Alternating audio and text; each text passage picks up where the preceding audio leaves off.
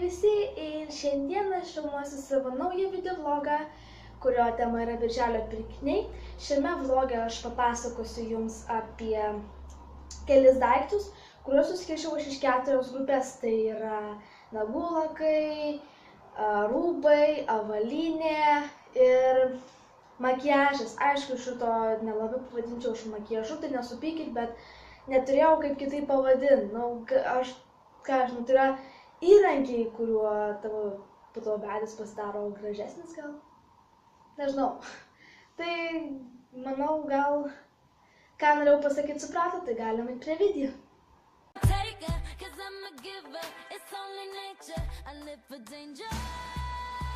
Taigi, pirmas dalykas būtų, tai yra šitas antakių pieštukas.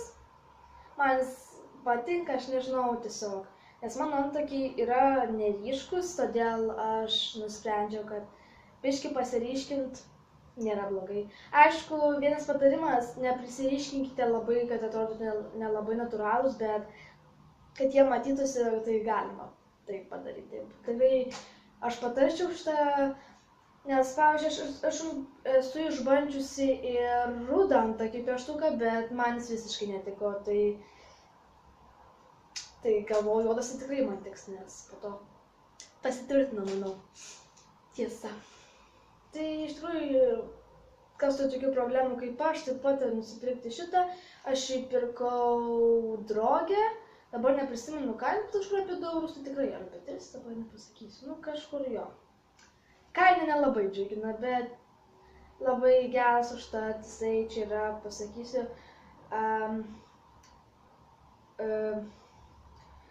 RLD Young Light Black. Po šviesiai juodas, aš nelabai žinau, kaip čia taip pasakyti, tai jeigu ką, tai pakoreguokite, jeigu aš netaip pasakiau, bet manau, gal ir gerai pasakiau, aš nežinau, tai jei ką, pakoreguokit, parašykit. Tai einam prie kito, tai kitas daiktas tai yra, tai tokios, ne žirklutės, yra iš tikrųjų blakstienų rėtiklis, tai iš tikrųjų labai geras dalykas, aš jau nusipirkau irgi ten padrogę, jis kainavo kažkur apie 2 eurus, net mažiau. Kažkur eurą 59 ar kiek, dabar nepasakysiu kainą, bet kažkur apie 2 eurus, tai tikrai. Tai aišku, nepykit, jei nuo kažko šitą nusikopijavau ar dar kažką, ypač nuo savo draugės, nes gali taip pagalvoti, bet iš tikrųjų taip gavosi, kad tiesiog mes su ją, aš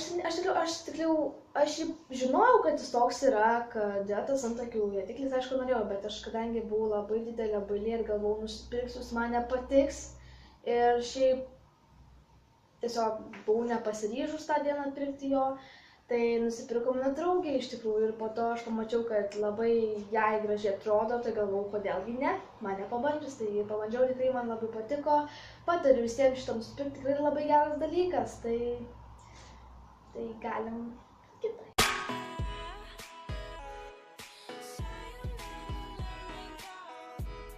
Taigi, priėjome prie nagų lakų ir čia yra 4 nagų lakai, kuriuos aš pirkau Maksimoj. Colorama jie vadinasi. Labai man patinka tokie iš Maybelline.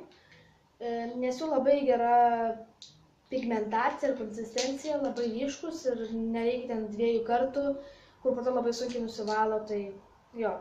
Tai čia yra blizgus, nes man prireikia blizgučių, nes nežinau, aš be blizgučių sunkiai išgyvenu, tai tiesiog.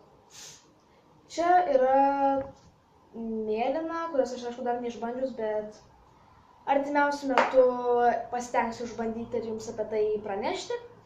Čia yra kūno spalvos, iš tikrųjų apie kūno spalvos, o tik ką pasakysiu.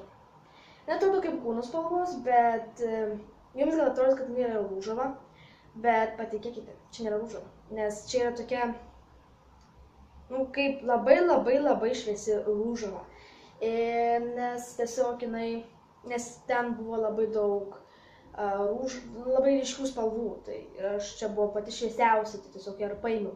Bet kas problema su šitu nagų laku? kad jisai, kai nusilakuoja, jisai persimato, bet jisai atrodo ryškus, ta prasme, tai antro karto geriau nesidėkite, nebent mėgstate labai ryškus, nes. Ja. Va, kas man čia nepatiko. Ir kitas mano mėgstamiausias iš tikrųjų spalva iš šito koloramo, nes jinai yra labai graži. Aš nežinau, kaip mėlyna bus, gal mėlyna taps mano mėgstamiausia spalva, bet šitą man labai patiko, matėte praeitą video, aš buvau nusilokavus. Jie labai graži, ryški ir graži spalva.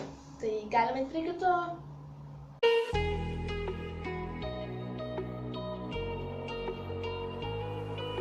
Tai mes taigi perėjome prie sandalų. Iš tikrųjų, aš šitą nepavadinčiau sandalą, čia yra pležankės mano kalboj. Ir aš nežinau, kodėl aš jas pavadinau sandalais, bet pavadinau ir tiek. Iš tikrųjų, aš jas pirkau Croptowne už kažkur 7-8 eurus. Croptownas šiaip yra nebloga parduotuvė. Tikrai, aš apie ją nusiskundimų neturiu, nes aš kažrūbų ten nepirkau, bet ten tikrai yra labai gražių rūbų, bet tiesiog nežinau, kad ten nepirkau. Bet žadu pirkti tos rūbus. Tai va. Ir apie tas pležankės pamatysi daugiau. Ja. Nes aš dar video noriu parodyti apie šitas pležankės.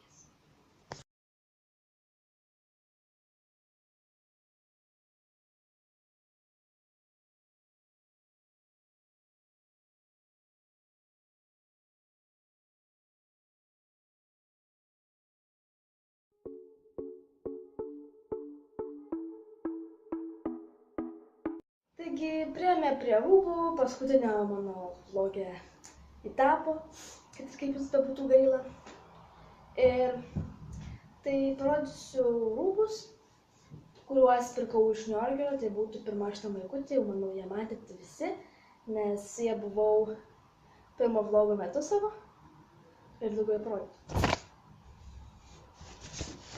Čia yra šitokios kelnės, kurias irgi pirkau iš Niujorkerio ir aišku, aš panašumas kainą pasakyti, kažkur kainavo apie 7 eurus ta maikė, o šitos kelnės kainavo kažkur apie 15 eurų.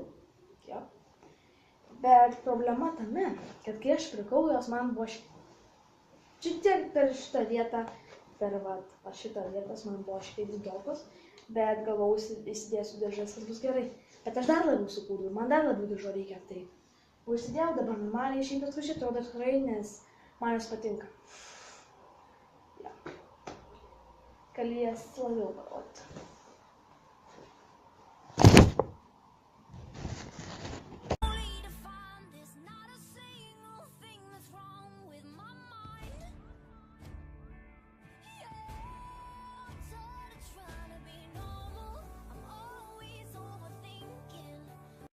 Tai ačiū, kad žiūrėjote šį video, tikiuosi jums patiko, laikinam, prenumeruojam, komentuojam, kas patiko, kas nepatiko, kokiu galėčiau video kurti ateityje, ką galėčiau, aišku, patobulinti, nepamirškite parašyti.